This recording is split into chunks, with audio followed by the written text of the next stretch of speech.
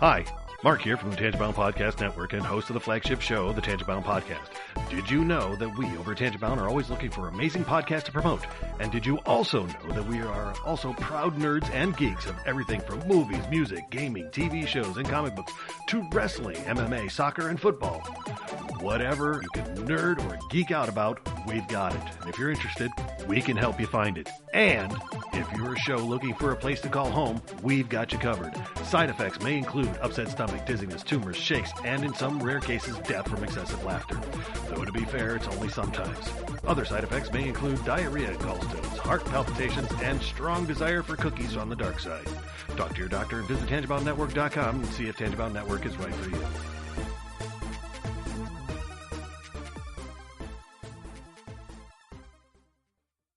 Hey, it's Brian. And it's Tony. From the Salty Language Podcast. We're a podcast with two friends that have, been around each other for like 70 years or something. And, we talk about kind of everything. We're like a married couple that you hate. Yeah, basically something like that. No, we talk about, just weird news, stuff that happens in our life, pop culture, really anything. It's, we just have a nice conversation and make up stuff along the way. So, yeah. And I guess, you can find us at saltylanguage.com. For sure. And beer you'll be fine. Well, also you can find us on dangerentertainment.net. Danger! Watch your back! Danger! Entertainment.net in case you missed it the first time. We're not doctors, therapists, trained professionals of any kind. So if you feel you do need help, please reach out and get the help you need. We have a whole list of things on our files page over on Facebook at facebook.com/crazylifepodcast.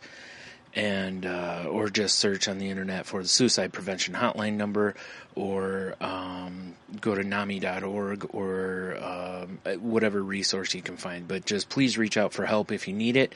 If you feel as though you're going to harm yourself or others, definitely reach out and try not to be alone. Also, if you, feel that way and you realize that you're writing a note or making plans of how you would do, like harm yourself or others, definitely reach out. That's a huge red flag.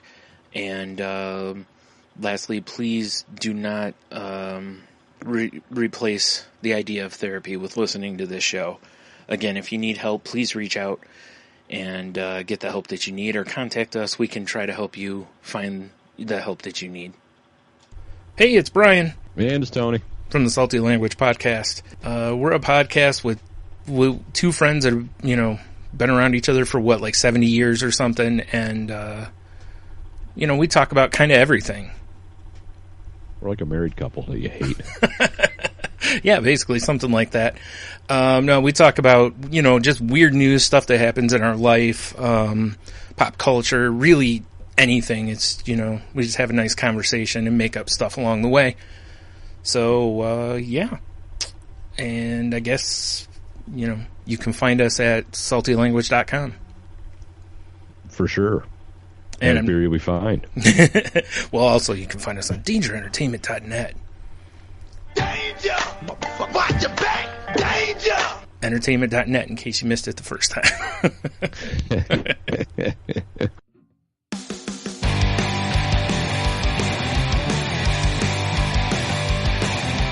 Life sucks to the last drop. Are you gonna blow your head off? Take good aim and don't forget to duck. Life sucks every Monday and all the way to Sunday, but I wouldn't have it any other way. I don't care how you're doing, what's up or how's it hanging. I'd like to buy this world one last drink. Life sucks all of the time. Stick it up your sunshine, and then you'll see the clouds every day. And then you'll see the clouds every day. And then you'll see the clouds every day.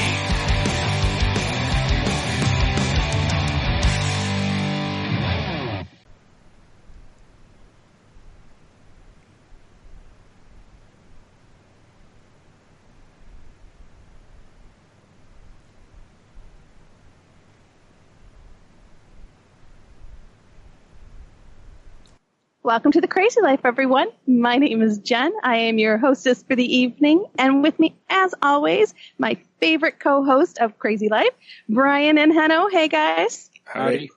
That was great. Such great energy, guys. Oh, no, I was just because we both said howdy. It was like stereo.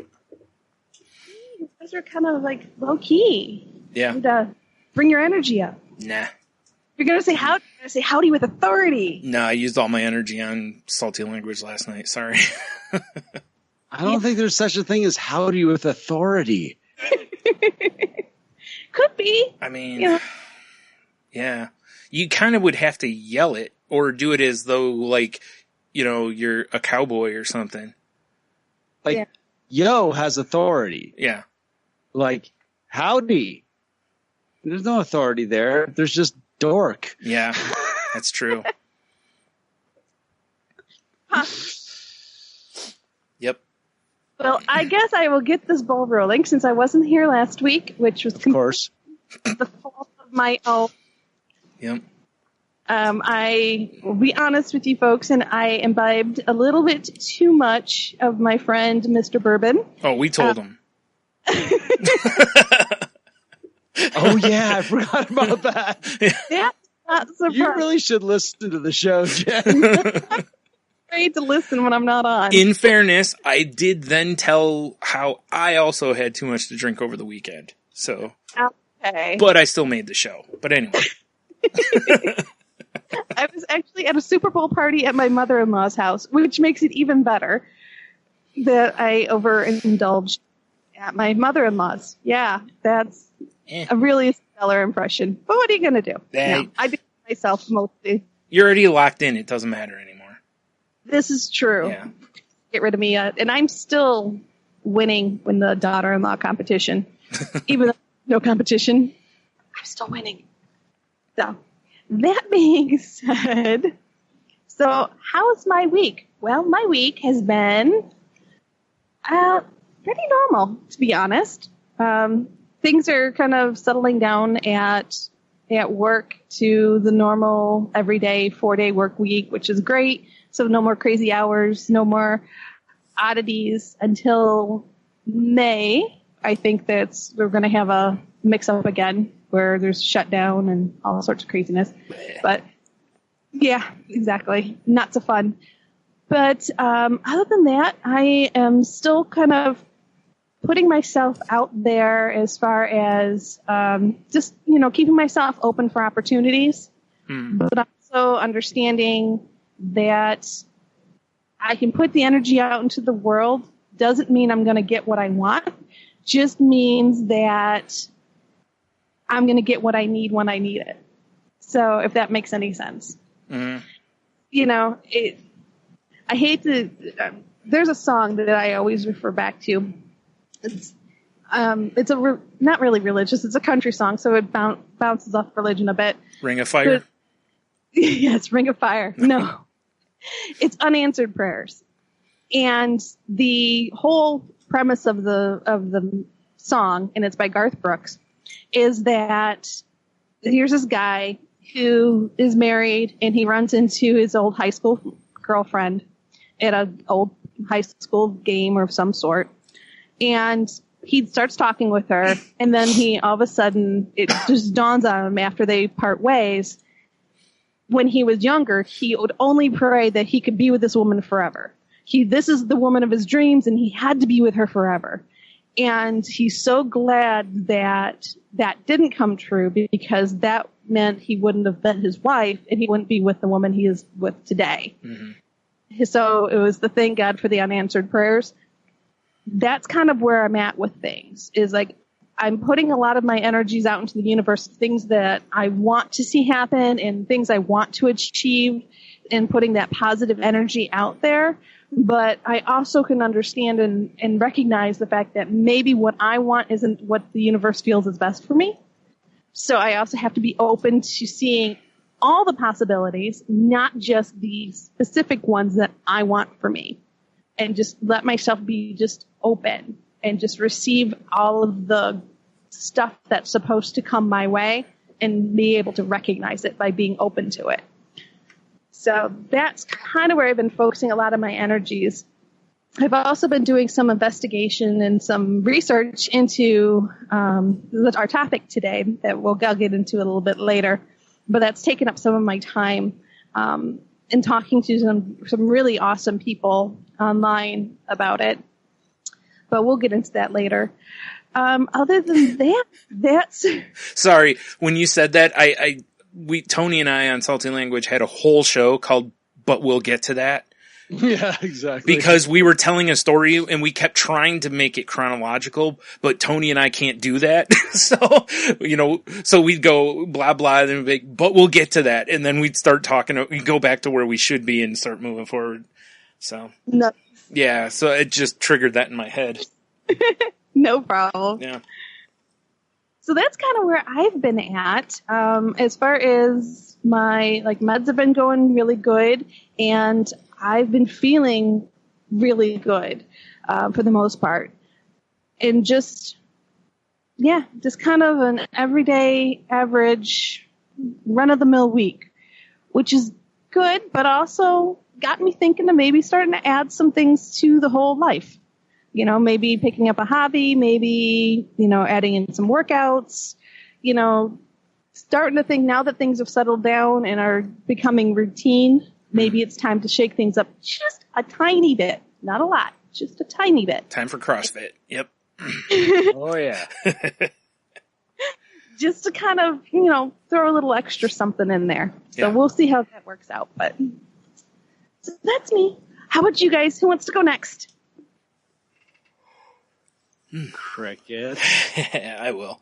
Uh, Yeah, I had to cancel my therapy appointment because the weather was just terrible that day. And even though it's just up the road, again with Jim still recovering from his heart attack and stuff, and I didn't want to. My mom was not comfortable driving, so I was like, I'm just gonna cancel it, So when I called, the woman on the phone was like, yeah, everybody's canceling. And I was like, yeah, I bet, so, and they were cool about it. It's no big deal, and, it does kind of suck though, cause, I think I had mentally prepared to go to therapy, if that makes sense. And then I didn't get to go, so basically I have blue balls, but, and, no, but you know what I mean? Like, it just kind of sucks that, that it happened that way, a quick follow up from last week. Henno, remember when I was like, I have all these phone calls to make?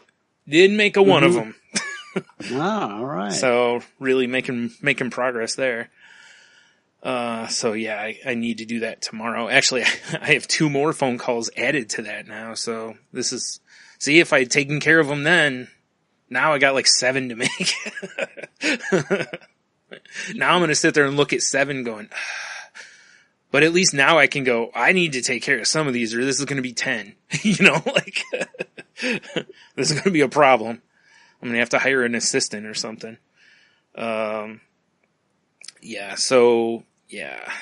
real proud of myself on that one, but, I'm still feeling just really,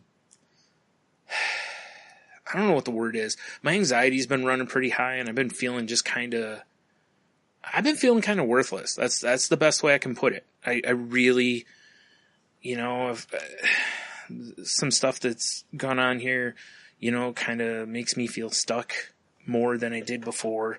And, when you have something that makes you feel like that, you kind of, that steps on your hope, because you don't see you see the door closing basically, and, so yeah, I've been having trouble sleeping the last 3 nights.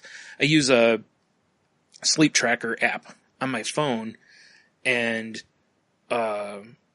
when I'm looking at it, it's like my quality of sleep on there. I think the highest I had this last week was 60%.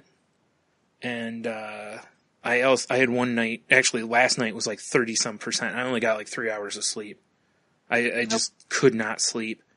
And then when I did, I woke up 3 hours later, and it was like, when you wake up from a nap and you're like, and that's how I felt. And I'm like, great, I'm not going to be able to get back to sleep. So I just got up, and I'll probably crash hard tonight, but I hope, because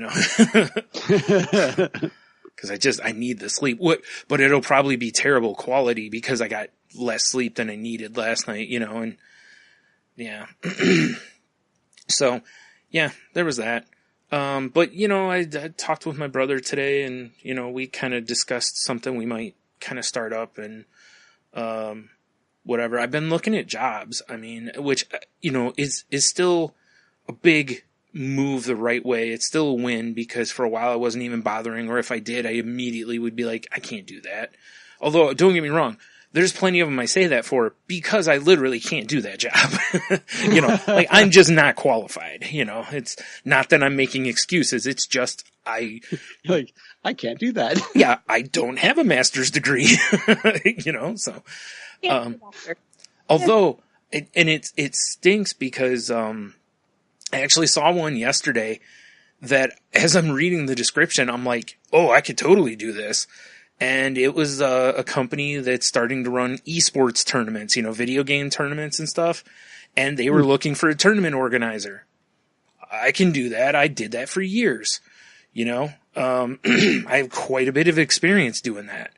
We were open 2 years, but every, Tuesday, Wednesday, and Friday, I ran tournaments. Not to mention kind of a few other times with different other games, and a video game tournament that we did the one time, and I ran tournaments back when I worked at Collectors World, so I've got quite a bit of experience. True, yeah. Now it's not with video games so much, but I know enough about video games, I can fake it till I make it on that stuff. Or if not, I am smart enough to grab my phone and get smartened up real fast, But then I'm reading and I was like, oh, well, here's the kick in the beans. It's in Maine. It's like, can't even be a state I might go, well, I don't want to move to Maine.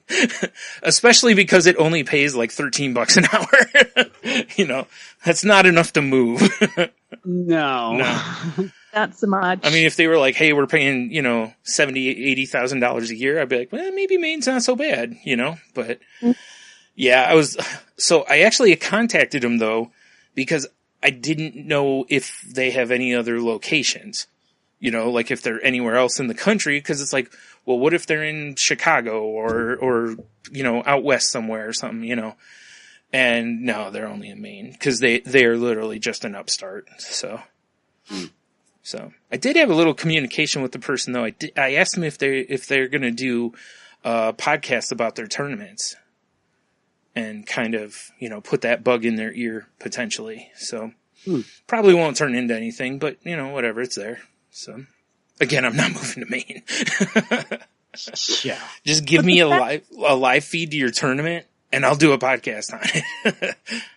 But don't gloss over the fact that the man who has a hard time making phone calls took the initiative to reach out to an employee or employer to ask questions about a job that he knew that he wasn't quite ready for, but to find out more information and to potentially set up a contact for future endeavors. Yeah. So, well, no, the thing is, if that was here, I would have applied.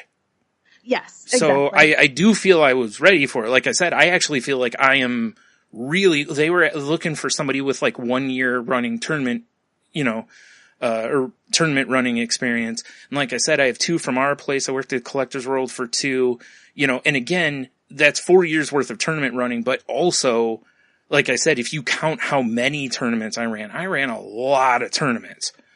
Right. So, it's, excuse me. So, I know what I'm doing. And I've been around that scene, not the esports, but, gaming tournaments and stuff. I've been around that stuff. I've seen some stuff that doesn't work, those kind of things. So, I'd have assets to bring to the table as well. Like I said, I'd be very confident. It's just too bad it's in Maine. Cause at first I saw Portland and I was like, Oh. and then I was like, oh, it's Maine. if it was Portland, Oregon, or Oregon, however you want to say it, I might have considered it, you know, because I could live out there, but Maine, no. There's nothing over in Maine that you'd be familiar with. No. Portland, it's, you know, you've got at least one friend that I know of that lives out in that area. Yeah. Well, even if I didn't, I mean, it's still the idea that, you know, the scene there I could fit into better. Like Maine is just probably not going to be for me, you know? Yeah. It's just I'm not cut from that cloth. I'm not an outdoorsy person. I'm not rich, stuffy. I'm not crusty white guy yet. So, you know, not till I get my cash. And so it's like, anyway, I'm just, you know, blanket statementing the whole state of Maine.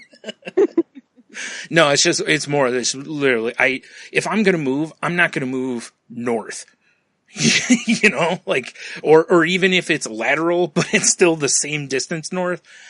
No, you know, if I move, it's going to be somewhere where at least I have a shot at better weather. Like there's a chance. Yeah. You know, like I wouldn't move to Buffalo. You know, No, because Buffalo no. is like here, but the hard level, you know, Yeah. like this is the easy level. Buffalo is like the expert level, you know, it's like, no thanks. Or Boston, those kind of places. Like, nah, I'm good. I've seen how much snow you get. I'd rather deal with what we get here. So, but yeah, anyway, that's, it is kind of, it does kind of stink looking at a lot of these jobs though, because I do see some that I'm like, I could do that, but in their requirements, like I've said before, it's like there's one thing and it's usually either the college degree thing, you know, and, and the thing is, even if I had, a degree, a lot of times it's a degree in something specific, not just a bachelor's degree, but a bachelor's degree in this, you know, or like, you know, 5 years experience or, you know, whatever. So, what it really is making me realize is, you know, essentially that really the tools I have right now and from what I'm seeing are not valuable in the market. I need better tools, you know, so I have to figure out what tools I need to acquire to be able to put myself in a better position, because right now I'm literally looking, if I'm going to do anything work from home, it's going to be customer service, which I do not want to do again, but whatever.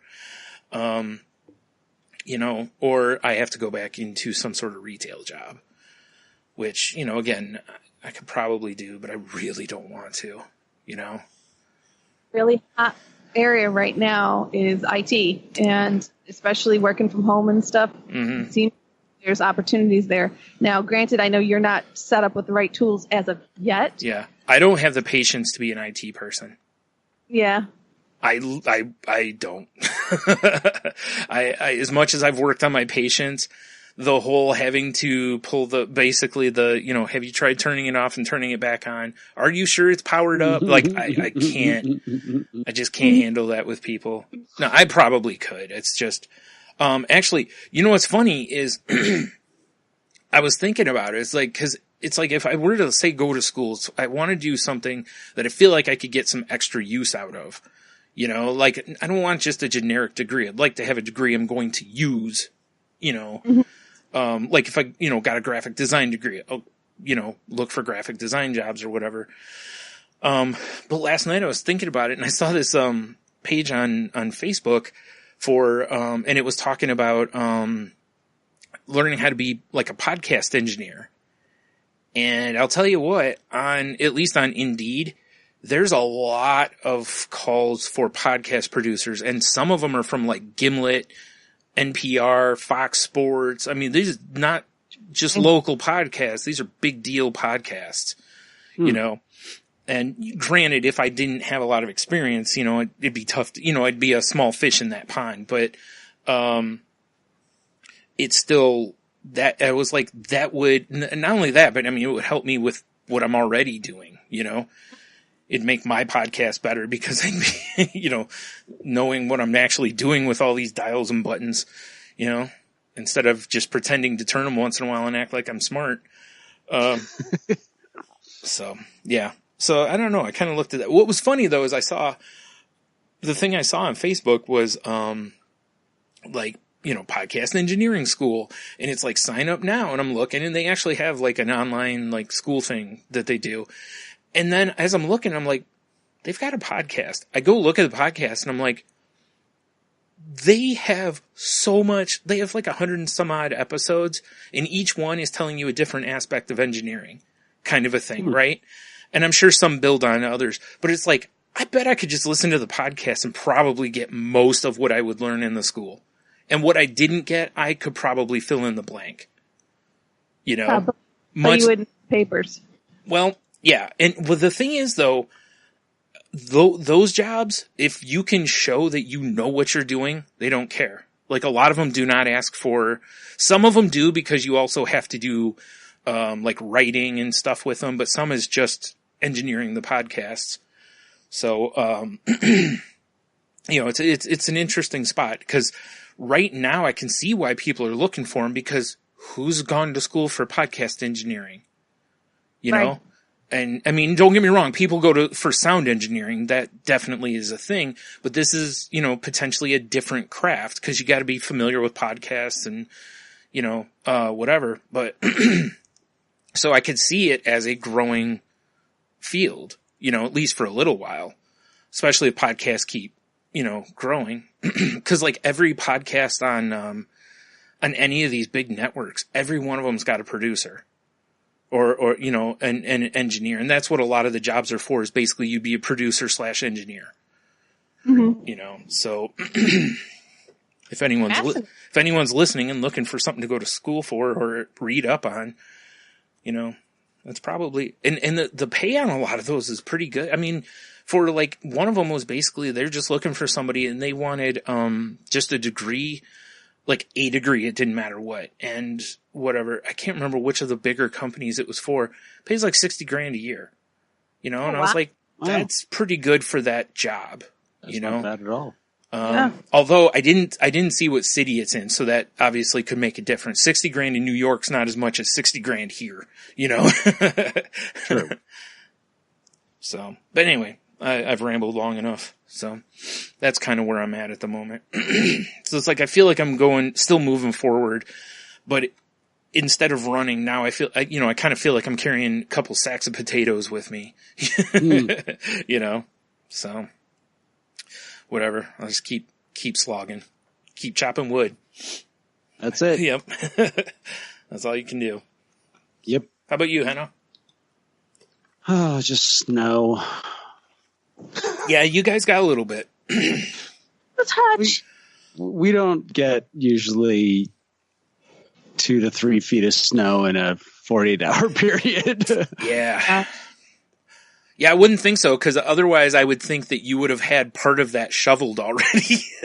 You know, like, I'm going to get this so I don't have to shovel 3 feet of snow. Yeah, it was it's just been kind of nonstop. But yeah, it's been a little frustrated because I've been busy. Mm-hmm.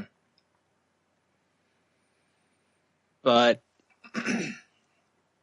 it's just weird. I've just felt like I'm being pulled around a little too much right now.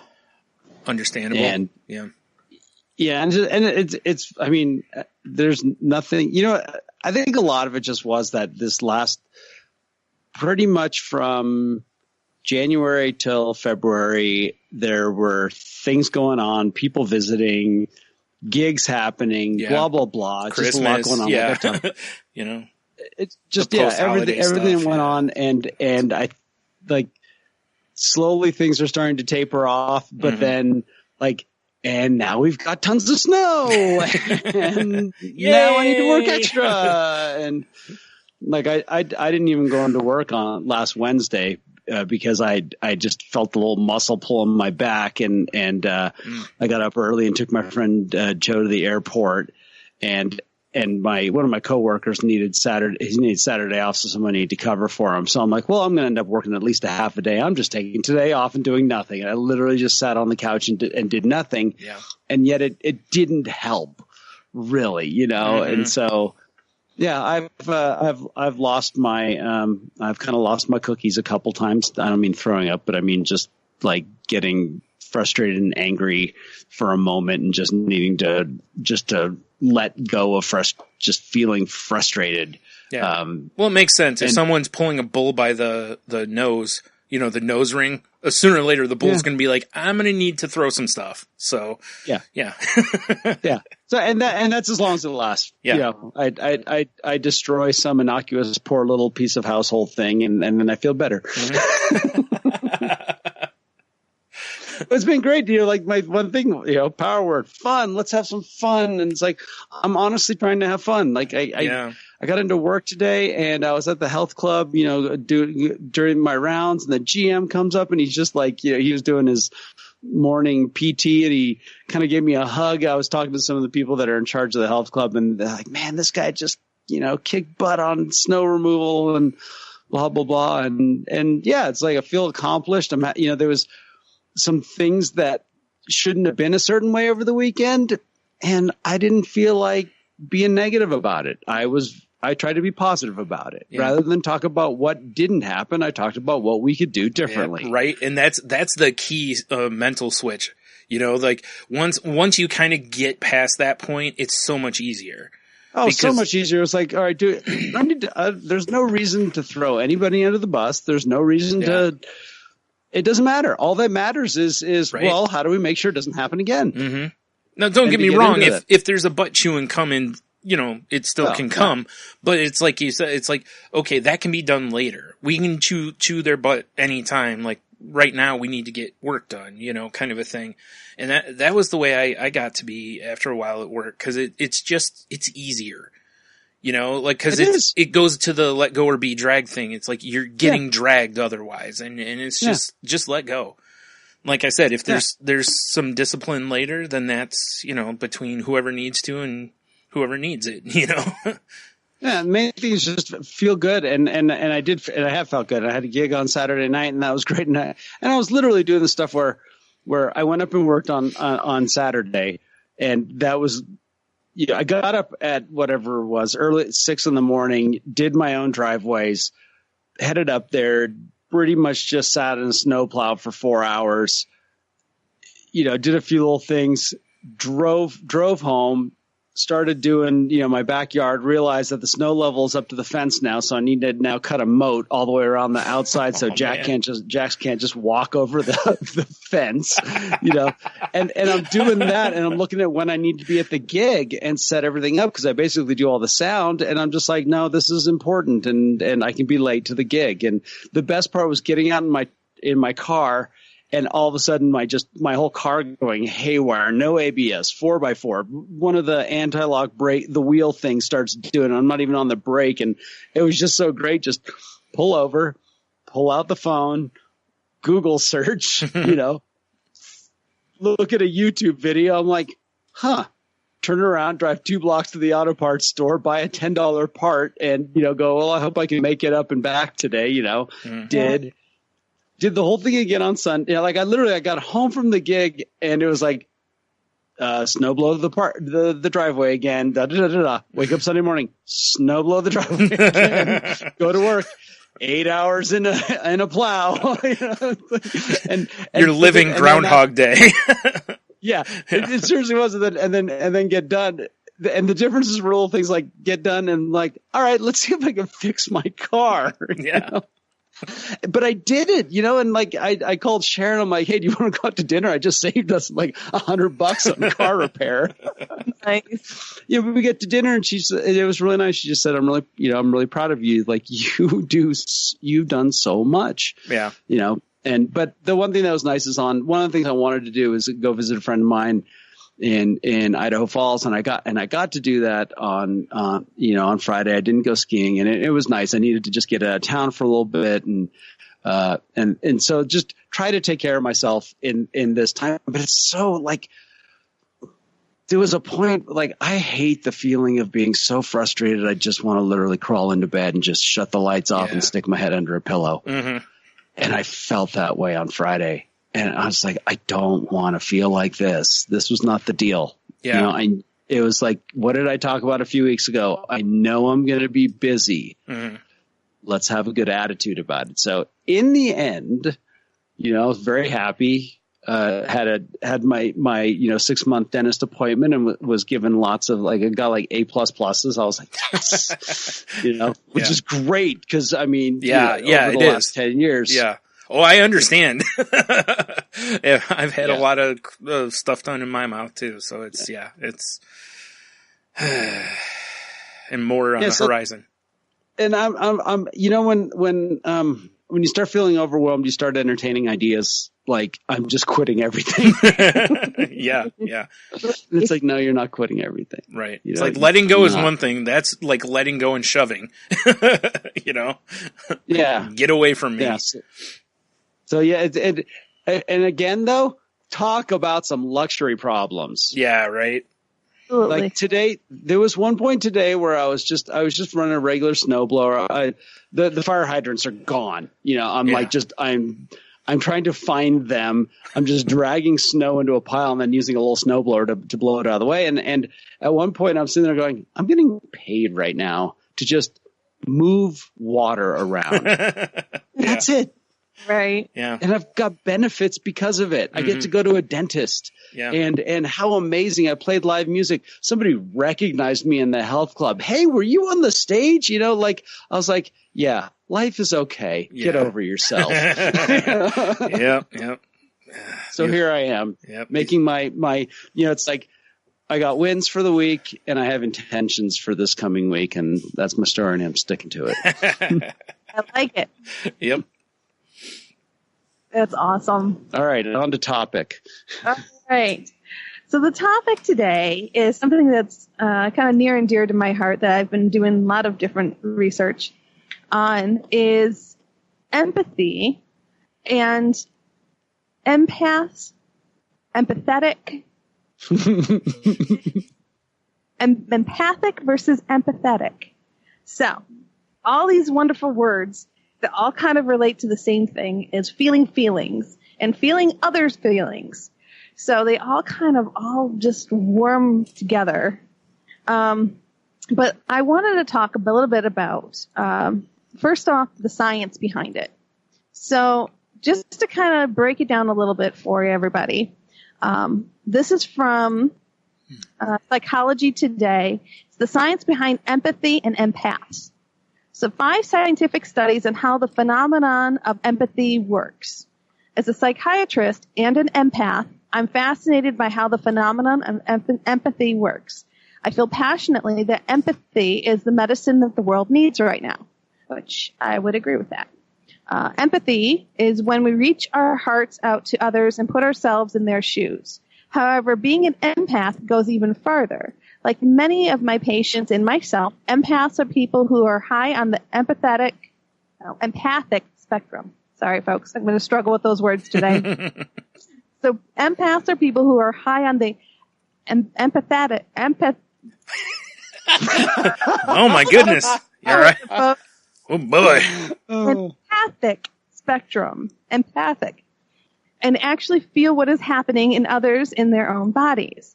As a result, empaths can have incredible compassion for people, but they often get exhausted from feeling too much unless they develop strategies to safeguard their sensitivities and develop healthy boundaries.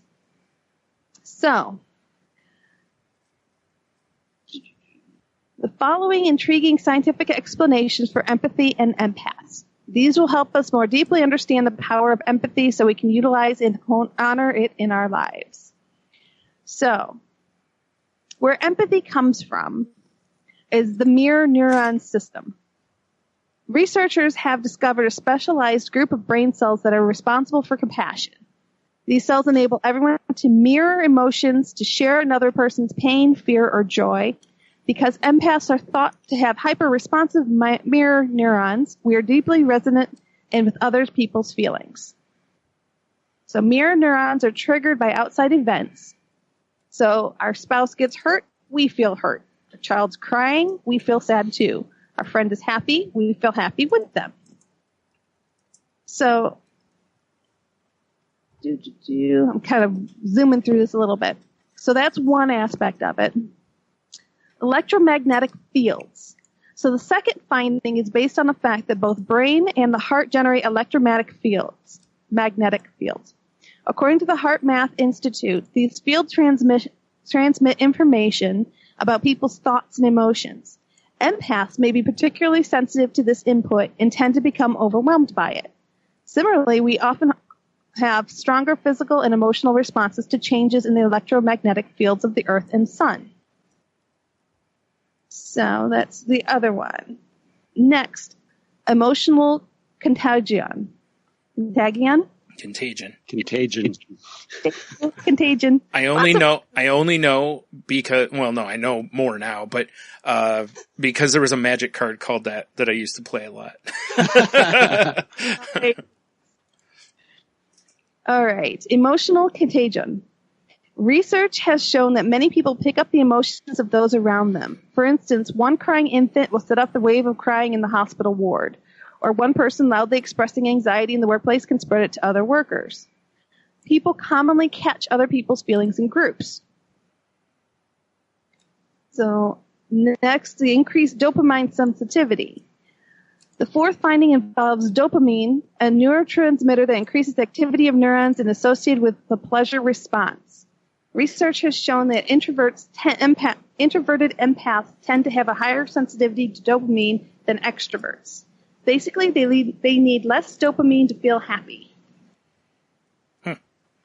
And last is synthesia. Synthesia. We're going with that. This finding, which I particularly find compelling, is the extraordinary state called mere touch synthesia. Synthesia is a neurological condition where two different senses are paired in the brain. For instance, you see colors when you hear a piece of music, or you taste words. Famous synthetics include Isaac Newton, Billy Joel, and violinist Itzhak Perlman. However, with mere touch synthesia, people can actually feel the emotions, sensations in others in their own bodies if they're their own. This is a wonderful neurological explanation of empath's experience. So I kind of wanted to go through that kind of quickly. There's a lot of information in those 5 different little pieces. But it kind of helped me to put in perspective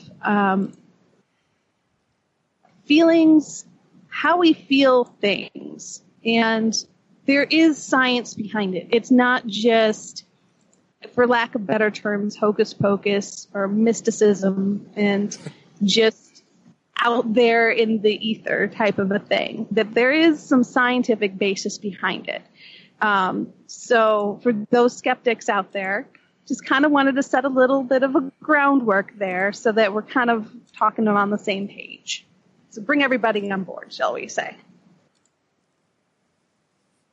So the next one that I kind of wanted to get into, which kind of goes a little bit more detail as to the differences, is what is a true empath?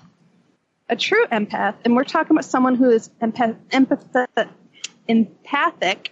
not just empathetic, can literally feel what others are feeling.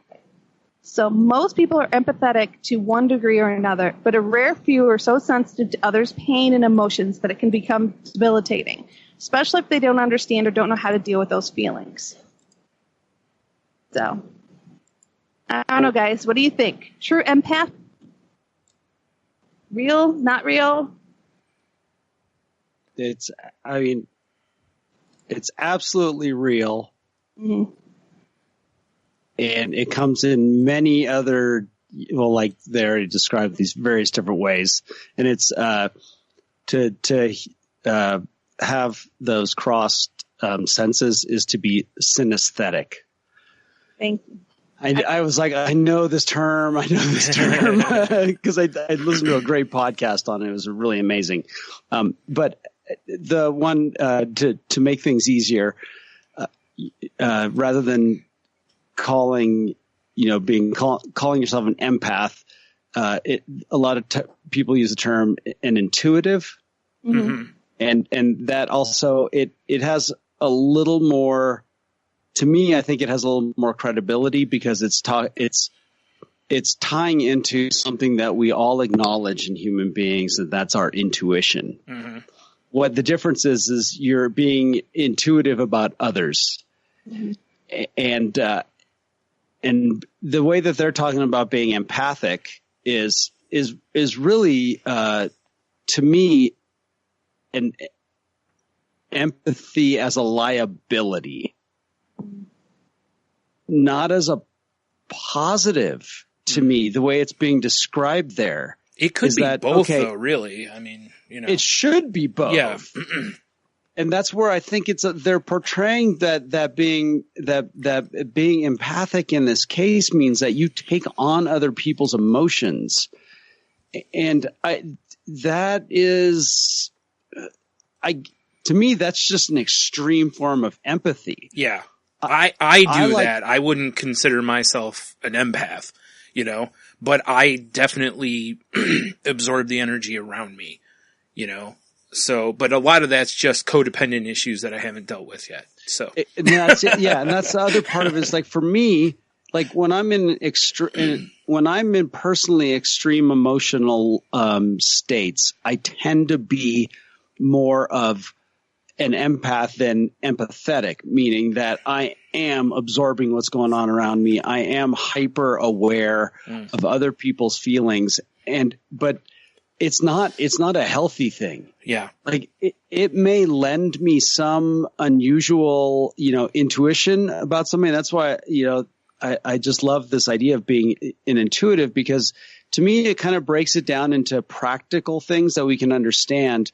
And, Jen and I were talking about this before we did the podcast, which is I had a conversation about this. So my wife, Sharon, she reads auras. Now, I don't know what that means. She sees colors. Like, I don't. So I can't say, oh, I know what she's describing. But whatever she sees, oftentimes she'll all of a sudden turn to me and go, wow, that was an experience, and it'd be somebody we know. And I was like, what happened? And it's like, oh, well, the auras I saw were just unbelievable. And she'll say, what colors, what is associated with these particular colors? And I'll look it up real quick online, and I'll read it, and I'll be like, oh, wow, that's like, and that's what they're going through.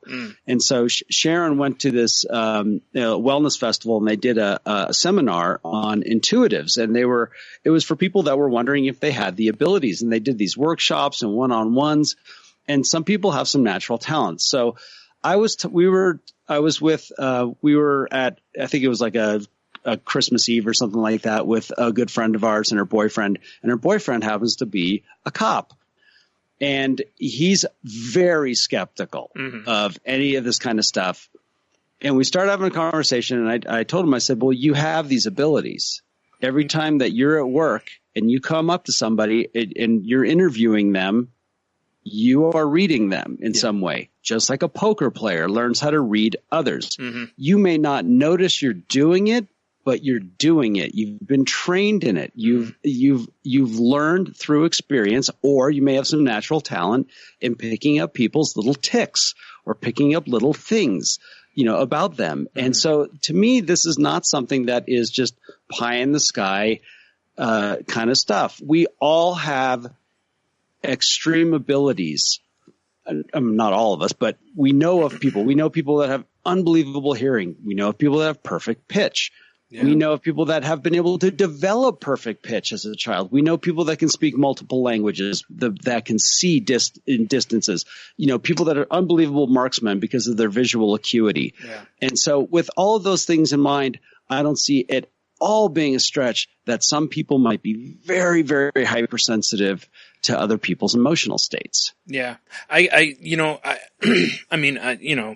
Full disclosure, I'm generally one of those kind of people that is incredibly skeptical about stuff.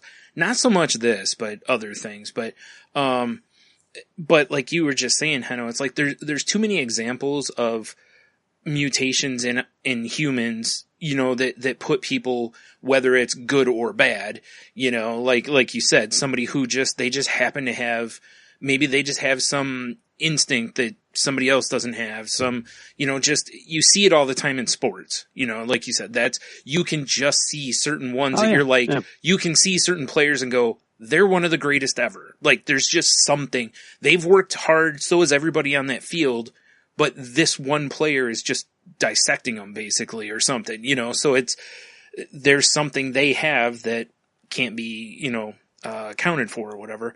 But I think the way that I feel this the most, and I know, Jen, you mentioned this when we all did, before we were recording here, was basically, like, I've never felt, like, there's two places that I felt, like, incredible amounts of energy, and one of them was when we were in Florida, Jen, when we were on the beach in that drum circle.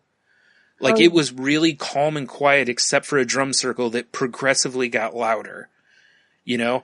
And you could just feel, and there was just a bunch of people sitting around and standing around them, and you could just feel something, you know, that, like, there was something good going on over there, you know, kind of a feel. And yeah, and it was very calming and whatever. And the other is when I've gone to smaller venue rock shows, because there's just something about the crowd. Everyone in there is in there for the same reason. You all love the same thing. You all feel the same feelings for these bands. And it almost feels like a hive mind kind of situation where you're all kind of thinking the same thing. So it kind of amplifies everyone's feelings, you know? And so those are the places I've noticed it the most. Otherwise, I think I'm like, I don't so much, like I said, if I'm around people, I do pick up, you know, kind of their feelings. You know, if I'm around negative people, I'll be negative. You know, I mean, there's science behind that anyway. Just basically the attitude of your friends, basically, you know, directly will influence you if you're around them enough. So I, you know, that's always felt weird to me, but at the same time, like Jen said, you know, it's like being aware of it helps because, like, you have to be aware of it because of the negative energy that I get from some people. Like, if I'm around a negative person, I'm a sponge. If I'm around a positive person, it's the same thing. That rubs off on me. And that's why I've been trying to put nothing but positive people in my life so that when I'm around them, I feed on that. You know, I feed on the fact that they're not just mopey and standing around, you know. Yeah. I've had some interesting conversations with empaths because, I mean, I agree with you guys in the fact that I believe that it is absolutely realistic and believable. And I 100% agree that exists. And as I'm talking with these couple empaths, one in particular, we went into some details, and it was fascinating to hear his perspective on things, and it makes sense. Mm-hmm. You know, the feeling of the crowds, the emotions we get from something as simple as TV, and what people sit in a movie theater and cry together over characters on a screen that are just such great actors, they make you feel. Yeah. You know, there has to be some sort of connection there, and that's why. Well, do you know what the connection is in the movies? Hmm. It's the actors, but there's also something else going on in the movie at the same time. Music. Well, oh yes, you're right. And the music is engineered to put you kind of in that space. So it's much like at funerals. Most of the time, the music they play is basically just going to make people cry, you know? So we're going to go to next. Yeah. To the music. But it's all designed to tap into our empathy and, you know, and tap into those emotions and to bring up emotions that may not have existed before, But if you feel something, you hear it in the music, you watch the show, and it gets created. So it really has become quite a fascination of mine. Mm-hmm. Now, the article, The Signs That You're an Empath, well, here's some things that if you have the question, the first one is, in public spaces you feel overwhelmed with inexplainable emotions. So, and I think we've all felt this way at times or another, especially in crowds. You know, another example of that is Heno mentioned the whole intuition thing. And there's people, my mom does it not all the time, but from time to time, she'll just be like, I got a bad feeling. Like, she's like, and I couldn't tell you how many times, and I know it's a dice roll, but at the same time, there's been a lot of times she's done that, and we get bad news, you know, like someone's died, and it's like, okay, you know, like, she's got a decent record with it, you know. Could just be coincidence. I'm 100% understanding that as a person who tends to be skeptical, you know, but at the same time, it's like, there's something, you know, that's the intuitive feeling, you know. Well, another one is you physically experience other people's physical ailments. So this one I think is a huge one. So if someone is sick or is hurting and you can feel that hurt, I think that's a huge sign. Sympathy pain. Yes, sympathy pain is a very, very popular one. I guess technically it'd be empathy pain. Yeah. Yeah. Sympathy pain. You're right. Yeah. Well, that we've heard the term sympathy pain would be a misnomer then. Mm-hmm. Huh. Interesting. Sympathy pain. You're right.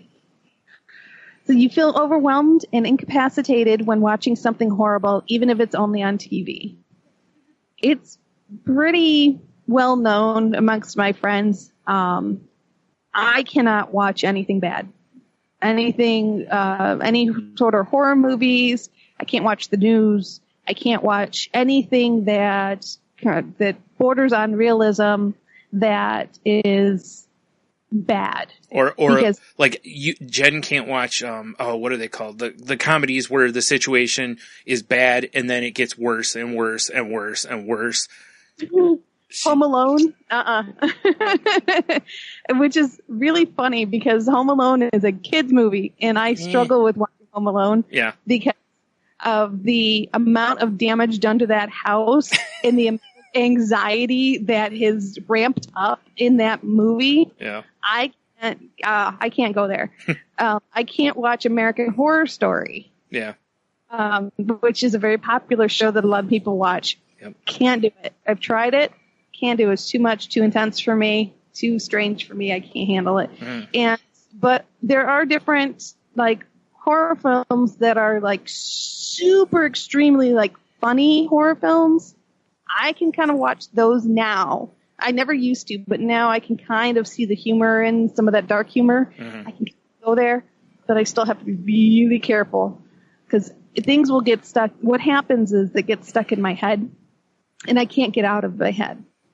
So I'll end up giving myself nightmares, and it'll just keep reoccurring in my mind. I really struggled with The Dark Knight because of Batman, or because of the Joker.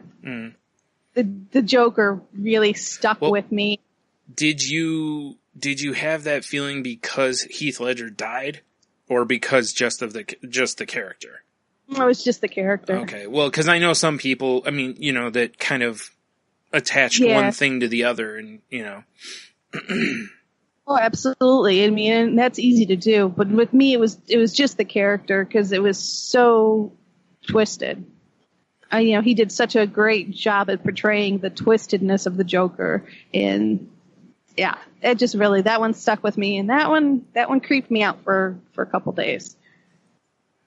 So, you always know what someone really means, even when they're lying. True intentions, and that's I think that's a big one, because I've felt in the past when I'm talking with someone, even if they're not giving me the full truth, I can kind of see their intentions. Like, I know where they're coming from.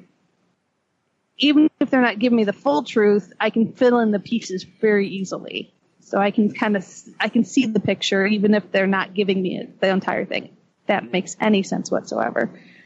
I kind of see that as how Henna was talking about the ability to read people. Yeah. You know, because like your friends and family, you're around them enough that, you know, I've said for a long time, like usually the you know, like as soon as someone does something that's outside of their norm, I'm like, what's going on? You know, kind of a thing. And it isn't that I have any real heightened awareness as much as it's just they're not being a creature of habit. And that's what humans are, you know. But I think being able to read into that kind of thing, much like, you know, like Henno said, like a police officer, he pulls somebody over, the way they act, they kind of can know what they're thinking sometimes. Not always, of course, you know, we're none of us perfect. But you know, sometimes they get those feelings too, you know. I can't remember what show I was watching. A cop talked about that he came up on somebody and he just had a bad feeling about it and he called in backup. And when the backup showed up, he went, you know, his partner, whatever, went to the passenger window. He walked up to the driver's window or whatever, and he just had a bad feeling about the driver, and it turned out the driver had a big butcher knife. And he said, normally I might stick my head in the window. He's like, had I done that, he's like, he might have killed me. He's like, I just had a feeling. And he's like, something about the situation didn't feel right. And he read it, you know, quarterback audibles at the line. You know, they look at the defense. They don't feel that this is what they need or want. They change the play, you know, like that kind of stuff. You know, so it's like, I think we kind of train ourselves to do that sometimes. Not in every situation or every person. You know, some are better at it than others. But a poker player is a great example too, because it's amazing to sit and watch some of those guys and girls or women play poker. That, like, one that sticks out in my mind is named Daniel Negreanu, and so many times he'll be sitting there and he'll be like, you've got Jack Queen or something like that. And he nails it. Like he's reading them and how they're betting. And then and then he just sits there and actually tells them what cards they're holding, you know, and, you know, and it's amazing. It's, you know, so, you know, he's just really good at reading stuff. He's also very good at, I would guess probability situations, because, you know, you're figuring out what outs there are and how they could be better than you and blah, blah, all the other math in poker. But yeah, all of them, you can't be good at poker if you can't read people. You know, it's like you have to learn to read people, which also means you have to learn how to bluff. So. The next one here is, you feel compelled to care for anyone in pain, no matter who they are or what they've done to you. I mean, that's empathy to a very high level, because it's very difficult to be empathetic to someone who's hurt you or someone that's really done you wrong. Mm-hmm. I mean, I can see that would be to a very high level. That's interesting, actually. Now that I think that's worth diving into, because that is a separation between emotion and mental thought process, because most of our resentments and, I mean, yes, what can cause us to not get along with somebody or not want to be around somebody can be an event that triggers emotions. However, it typically ends up being premeditated. The choices that we make, we play a scene over and over in our heads, whatever it is, it's usually a very cerebral effect. And to override that because that person now is feeling pain and your empathy level is so strong that it just, whatever mental promises you made, whatever commitments you made, whatever, that you felt, decisions they go out the window instantly. Yeah. I think it falls under the title of we call these people "you're too nice." Well, everybody has people in your world that you're like, wow, how can they be that nice? You know, I can tell you. I can tell you how it's one of Heno's favorite words. Codependency. Well, not necessarily. Yeah, I know. Because it really that's the negative side of it, right? Yeah. You're too nice. Yep. Da da da. We also call those people saints. Yeah. You know? Yeah. You're right. Right? And it's just a matter of perspective. Right. You're like if it's your best friend and they're going to their ex-husband who da da da da, it's like, you know, what's wrong with you? How could you do that? Blah blah blah. But if it was someone just volunteering to you know, help people that are dying, we'd think it's the most wonderful thing in the world. Right. Mm-hmm. Yeah. Well, yeah, because look how people have, you know, they revere, you know, hospice nurses, you know, police, firefighters, you know, all these people that are doing military, you know, things that are kind of above and beyond, you know, because most of us would think about like hospice care and be like, I could never do that, you know, kind of a situation. And it takes a special breed of person to be able to do that. Like you said, it's like they're a saint, you know. There's something about them that's outside of ordinary or what we perceive as ordinary. Yeah, exactly. Mm-hmm. The next one is people open up to you even if you don't want them to. That's great. You know, it's so funny how there's so many traits in here that like on that one right there, it's like I talk about all the time is assets becoming liabilities. I can speak on that one. Yeah. Cause this one is me. I get this a lot. Like sometimes it's because of my own doing. You know, I'll ask someone, and when I ask someone, how are you? I'm not doing it just casually to get a good or whatever. Like I'm asking because I care. So I kind of open myself up to it. Well, not kind of. I open myself up to it, you know, but you're right. Sometimes it's like, you know, especially when you're dealing with your own stuff, you know, so there's times where you want to just put a, you know, out to lunch sign, you know. I hear you. Some things that I run into though is I'll feel that somebody needs to unburden something, and something is wrong, and they won't go there, and it always sticks with me because it's like I want to pull it out of them, and I can't. People have to unburden and talk in their own time. You can't force someone to share. But so all you can do is just kind of be there and be open to it whenever they're ready. But oh man, is it difficult sometimes just to kind of sit there and bite your tongue. It's like, no, I knew you've got something. I know there's something. Yeah. But you just got to sit there and go, nope, okay. Yep. If they want you to know, they'll tell you. Exactly. Yep. Say you're okay. I have to go with that. Yeah. I mean, unless you're talking about, you know, the police interrogating somebody. I mean, that's a little different. Well, of course. No, and, you know, we're ruling out people in harm's way. Yeah. So. Yeah, I'm just kidding. Yeah. Yep. That's a good lesson to learn, you know, that, and we've talked about it a bunch of times on here is, you know, you do have to recognize a lot of people, like sometimes you just have to let people move at their pace. Even if it bugs you, it's not what you would do. It doesn't matter what you would do because it's not your situation, you know? So, you know, patience. Exactly. I have Guns N' Roses going through my head. And so does everyone listening. You're welcome. Yeah. Number 7 is you have a calming, soothing, restorative effect on people. You might even be able to heal them.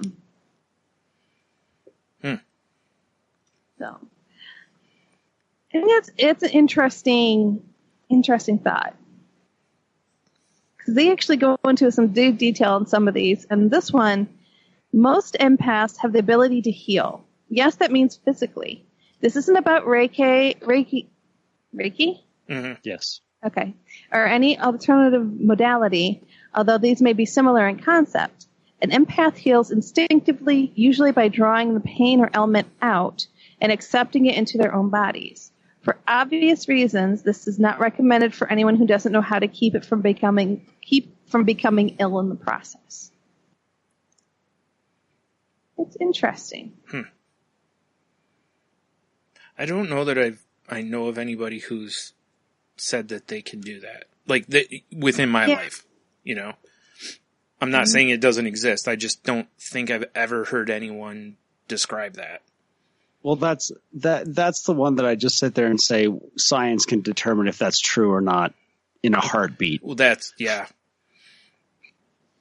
Interesting. Right, because the first thing that popped into my mind, honestly, was like the televangelists, you know, when they would put that's what it is. Yeah, put their hands on people and, you know, healed, and they just get up out of their wheelchair or whatever, you know. So, and I am not disregarding the placebo effect, because that is something I definitely believe in. If you're ill and somebody comes to you and says, I'm going to take your pain away, and in the process you suddenly are healthy due to the placebo health effect, and you're 100% with that one.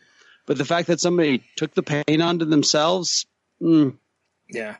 Pretty powerful. Side note on the placebo effect, if people listening want to find a podcast that's a really interesting listen, find the Adam Ruins Everything, where they talk about the placebo effect. There's some really interesting stuff in there. Like, they did a study where a woman actually found that the placebo actually seemed to work better than the actual medicine. Interesting. Yeah, so again, our minds are powerful things. Yeah, that's it. You know, so some of these, there's some more that they throw at the end here that I think are important, but I'm going to put them in a format that we all probably know pretty well.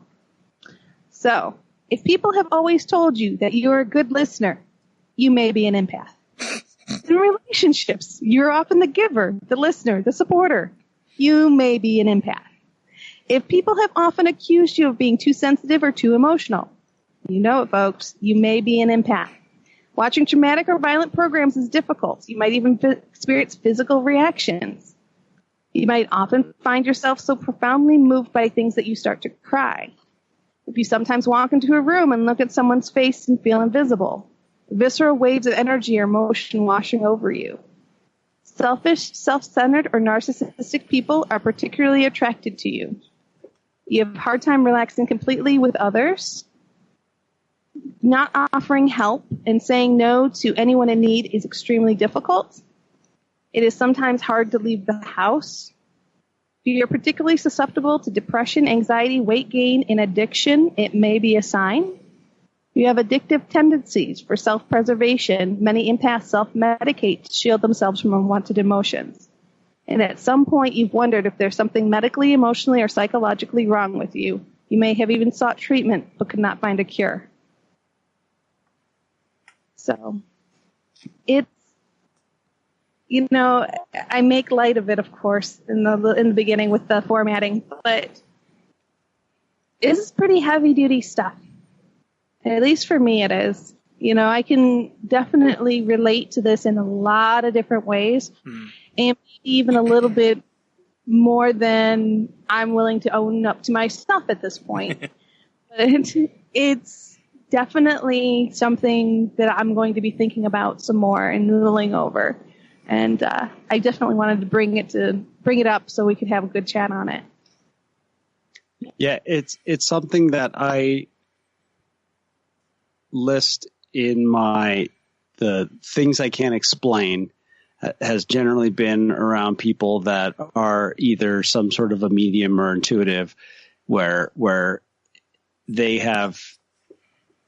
I've had an interaction with them that I can't. There's no rational explanation for it. It wasn't like they literally mentioned a conversation that I had with somebody else privately. There's no way that they could have known what it was, you know, and I've had those experiences now, which, you know, I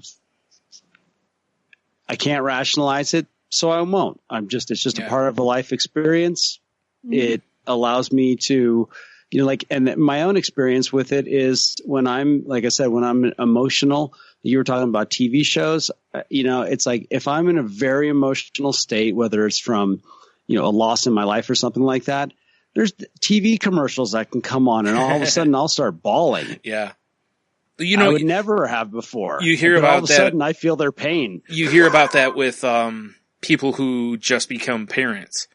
That now all of a sudden a commercial is different to you because now in your mind you're putting your kid in that position or whatever, and so you feel more emotion from that than you ever did, or just in general, like whatever, if someone says something about whatever in their kids and you just immediately, you're kind of putting yourself or your kid in that situation and how you would react, all of a sudden now you're more, in tuned, Yep. So yeah, I could totally see that. And like you said, much like I was mentioning with funeral music and movies, they're setting a mood around you, but you really don't need the help. If I watched Philadelphia and didn't have the music behind it, I think I would still feel the way I felt about it, but it does kind of amplify, and, the funeral music's different. I think they're trying to get people to cry. Yeah. I just truly think they are. Cause I think it's an old thought process that if you cry, you'll just immediately feel better, Yeah. And a lot of when I'm in those states and I'm feeling hyper aware of emotions, there's some times where it really feels powerful. There's the times where it's just like, oh, can I just get control of this? It's just terrible. But there's times where it feels very powerful, and it's like I get that idea of like you could develop this. You could, and it's just a matter of practicing it and trying to see, and to hone it in some way. However, I've chosen not to because,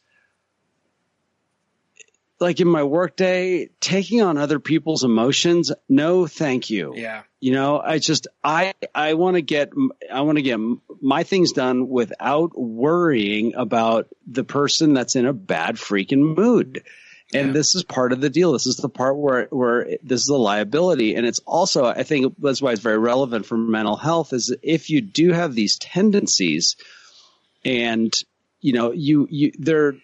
it's both something that you may want to explore further, but be aware of what the side effects are. Yeah. And, because this is something that Neil told me about. His ex-wife became a sheriff, and he went to an orientation, and it was mostly for wives of husbands. But in his case, there were two men that were, husbands of wives who were becoming sheriffs. And they talked about one thing, which is you may get into an argument and feel like you're being interrogated. And you need to remind your spouse that you're feeling interrogated because they're going to use their skills. These are now law enforcement officers who have been trained in a way to interact with the public. You don't want to use that training in your personal relationship. Yeah. Just like if somebody was a psychiatrist or a psychologist kind of situation, and it's like if they start over analyzing you, you're going to be like, really? You had to bring, like, why are you bringing this here kind of thing. So, yeah. And, yeah. Yep. Yeah. And the same thing goes with this kind of, if you have that more an acute sensitivity towards other people, whether it's any of those things on that list, is to be wary of the negative side effects of it, which tend to be a lot of codependency kind of stuff. Yeah. But the one thing with codependency is just because codependency shares a lot of characteristics with being empathetic, there's also the aspect of control. Yeah. And codependency has the mental, the cerebral part where you are manipulating people. Mm-hmm. And so even though it shares some of the kind of the features, there's also something truly a little there's more something a little more sinister behind it, to use kind of an extreme, but that's what it is. It's controlling people. Yeah. The one last thing I wanted to say about that, about the idea of being careful, is the idea that with whatever, if someone's going through mental health issues or addictions, alcoholism or whatever it is, and you find that you carry some of these traits, these are good indicators for that maybe you need to do some more work. That's how I've looked at it. I've said it over, codependency, one of my big things. And Sharon likes to joke about, like, why don't you ever put me up on pedestals like you do my exes? And I just said, you don't want that ever. Yeah. Because I've tamped that stuff down. Yeah. I've made a choice that this was part of my disease, was putting people up on pedestals, and being too, part of that was being extremely empathetic and using a lot of that was on this list. I did it in my relationships, and I developed unhealthy relationships because I could not separate myself from the other person any longer. Yeah. That's what I was going to say. It just wasn't healthy. Yeah. I was going to say like you were saying, like, learn to not only identify it, but essentially have a contingency plan to protect yourself, because, people may see things, like Henno said, some things they're a gift, but become a curse kind of situation. And sometimes that's not by your doing. Sometimes that's by others manipulating a person, so yeah, there's that as well. Somebody could play on the fact that they know that you're more in tune with, emotions. Absolutely. Like, hey, if I pretend I'm in pain or struggling, they'll be more likely to give me something or whatever. So, be aware of that too, and make sure you're, I'm not saying shut yourself off from anybody, but, just make sure you're careful. Yeah. Well, that's what we talk about here, on this podcast, is by checking in every week, if there's suddenly a change in behavior, it's going to be noticed. And that's the same thing with this. If you have tendencies to have extreme forms of empathy, or you do want to work on becoming an empath or an intuitive or whatever it is like that, is to have kind of that inventory list of checking, have someone to check in with, because if suddenly there's a behavior change, that for me, like for myself, if I start slipping back into those behaviors, that's me getting closer to having a drink. Yeah. That's the choice that's the commitment I've made, is that if I start falling into these certain behaviors, I'm not saying that it's going to make me go drink tomorrow. Mm-hmm. However, it is part of some old tape that I don't want to play anymore. Right. Yeah. Yeah. Well, we've had a really wonderful, wonderful conversation this week. That's a fun topic. Mm-hmm. Yeah. And I definitely highly encourage you guys, reach out to us. We want to hear from you. Okay, before you do that real quick, there's something I wanted to mention, which was last night was the Grammys, the award show. Yeah. And I loved the fact that Lady Gaga won, I forgot what it was, for her song from Star is Born. And when she got up on stage, she thanked God and different people. But then she went on about, like, how we need to be there for each other and help each other, the people who have mental illnesses, because we all suffer, And I just thought she worded it so well. And I love when celebrities use their platform like that, because that's something that, everybody knows somebody who suffers from this, I can't imagine you're a person who doesn't, unless you're like a baby, even then, so, I thought it was really cool how she also pointed out, like, she's like, if you see somebody hurting, help. And if you're hurting, and then she went, I know it's hard. And she's like, but please take the steps to tell someone. And it was like, that's the message. That's the part, because most of the time the message is, it's not meant to be, but it kind of comes across in a buck up and deal, and go get help. And it's like, that's the problem.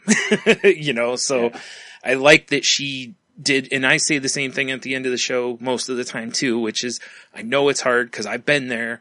I know it's hard to go ask for help, but do it, kind of thing. Cause it's, don't wait.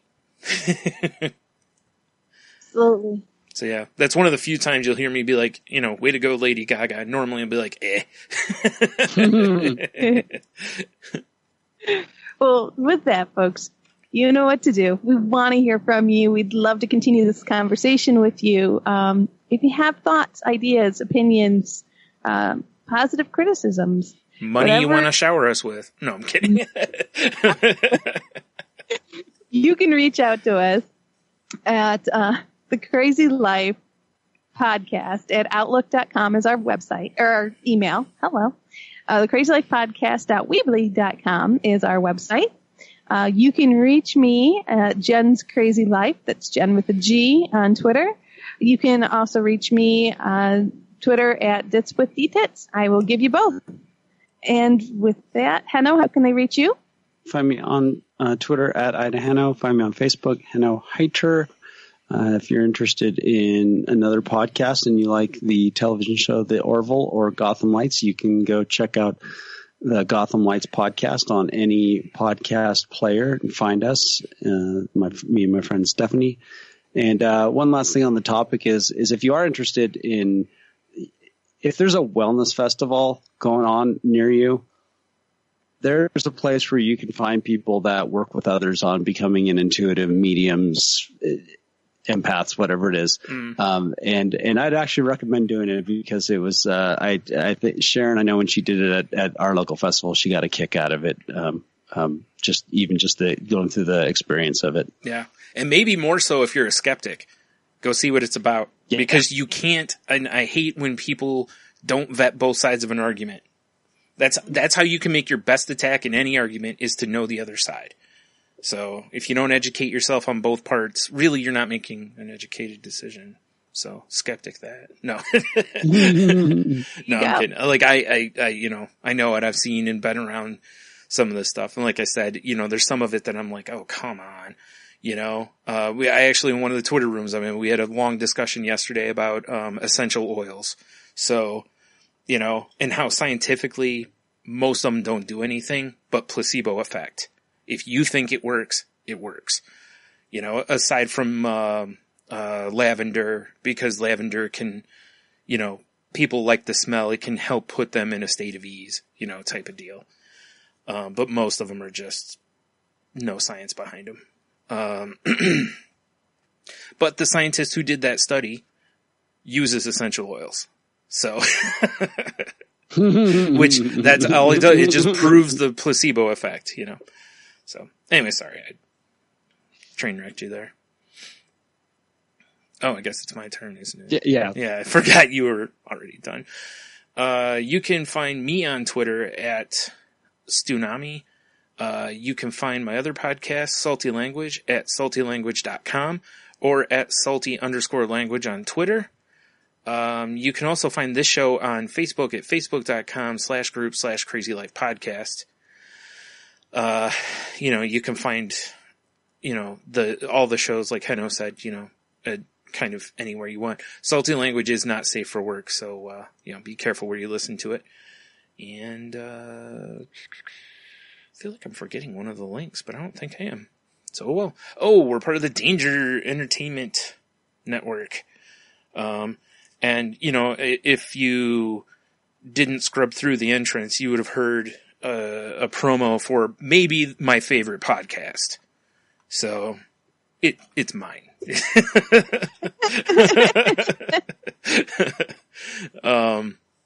Anyway, go check out dangerentertainment.net and check out the other podcasts there. And also we're part of the Tangent Bound Network, which can be found at tangentboundnetwork.com.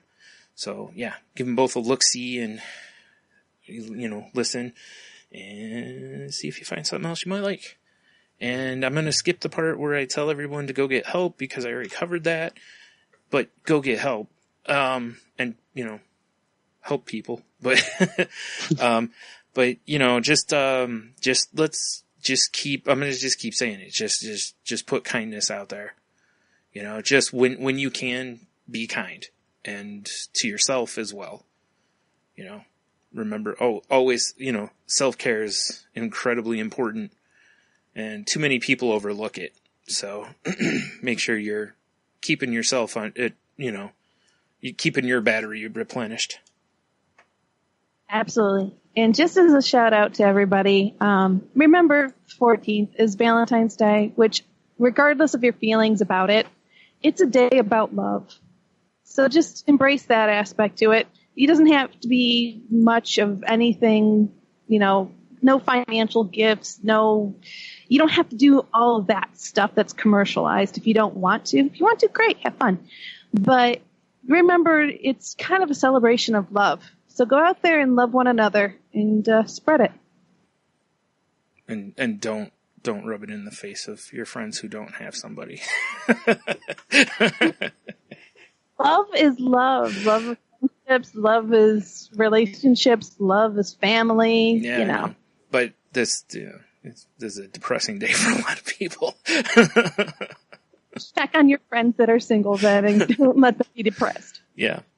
Pair up. Use the buddy system. Big buddy it up. Mm-hmm. All right, you guys. Everybody have a great week.